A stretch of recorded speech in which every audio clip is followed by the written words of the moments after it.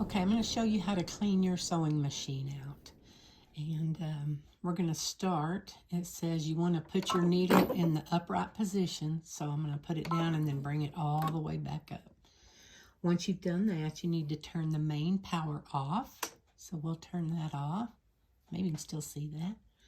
And then next, we're going to remove the needle, the presser foot, and the presser foot holder. So you want to take your needle out.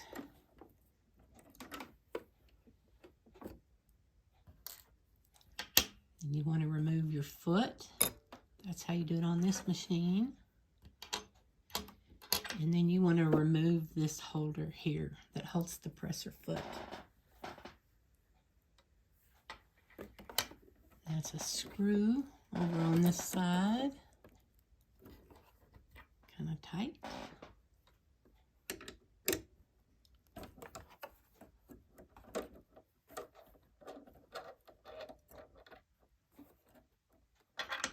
Okay, we have that removed. And then next, I'm going to take this part off. And we're going to remove this flat bed attachment right here, like that. You just kind of slide it toward you. So now you've got the needle plate cover removed. And next we're going to grab the bobbin case and pull it out. If I can get it. Go ahead and take that out. Okay, now we've got the bobbin case out. And you are about to see a bunch of lint in here because I just finished a quilt and I haven't cleaned it yet. So what we're going to do is take our little brush, or you can use a little vacuum cleaner and remove any lint and dust from the race and from the bobbin thread sensor, and then around the surrounding area. So here's your little brush that you're going to clean it with. So you're going to take this out.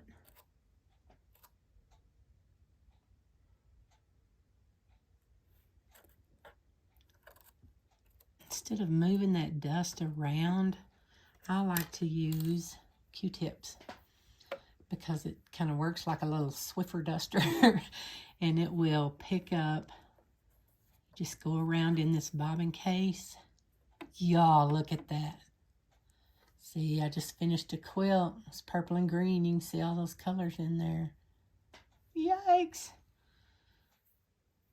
And so you want to just take that and clean it as best you can. More, you may have to use a couple of these. There's some right over here. There's some down in there.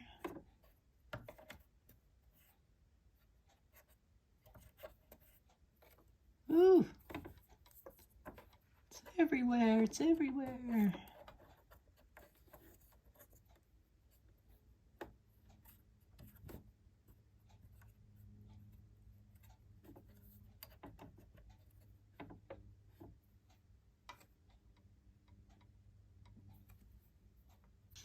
Now it's probably a good idea to go ahead and take this throat plate off. So I'm going to loosen these screws on here.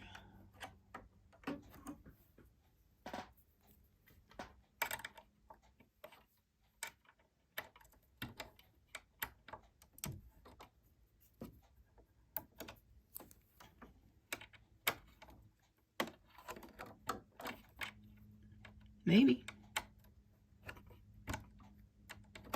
Can't get a grip.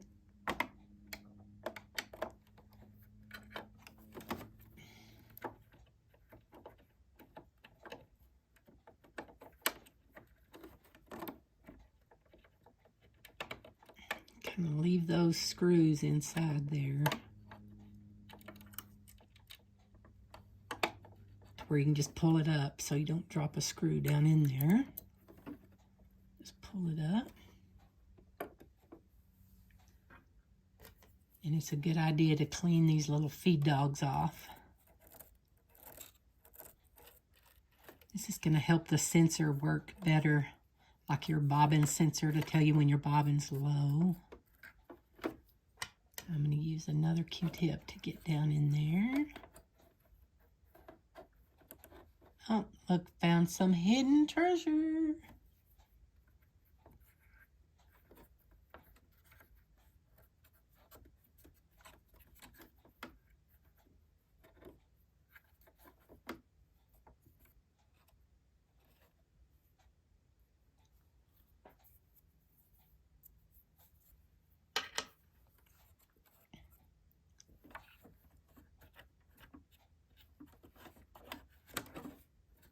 Get in there good, y'all.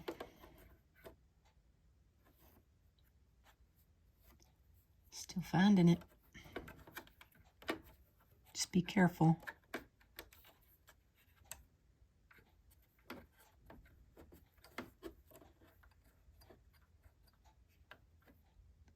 Okay, I think we've gotten it pretty good.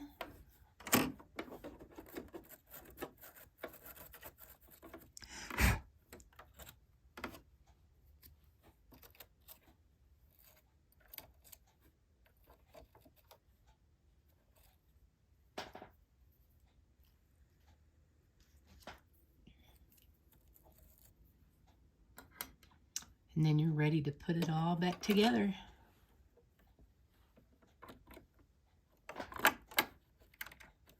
that back on, and then put your bobbin case, your needle plate cover back on, and put everything back together.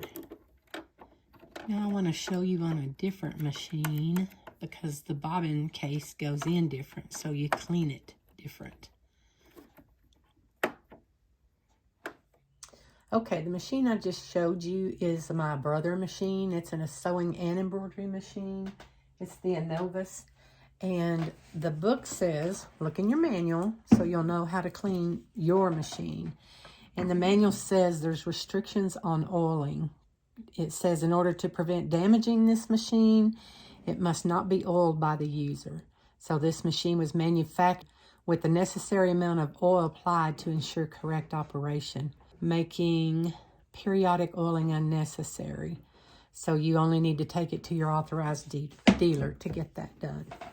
But with this other machine, you do need to oil it. Now this machine is my FOF machine. I've had it quite a while, probably going on 21 years, but it's still such a good machine. And so you need to remove that. You need to open the cover. And I'm not sure if you can see this down in here. So the bobbin case goes in from the front like this. Take that bobbin out. Okay, so on my FOF machine, which is a little older, I've gotten out my manual, and this shows you how to clean and oil your machine. So it says to switch off the main switch, and I've done that. Next, we're going to remove the needle plate.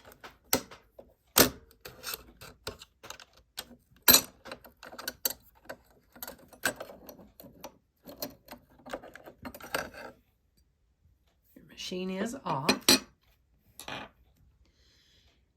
And you're going to use your little brush. It says to lower the feed dog. These are the feed dogs right here. And you can see all the lint. It's all over the place. I've cleaned this one a little more recently and haven't used it as much as the other machine. So you want to clean those feed dogs off with the brush. I am going to take a Q-tip and get around in there as good as I can.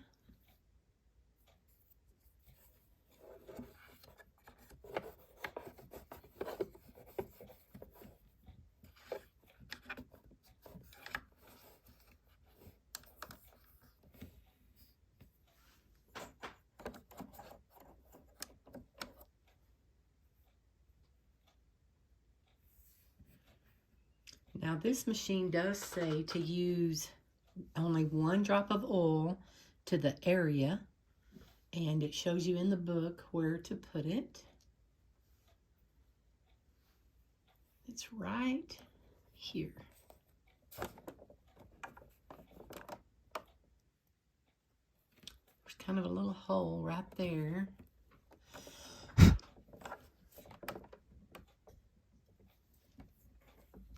Where it says to put it.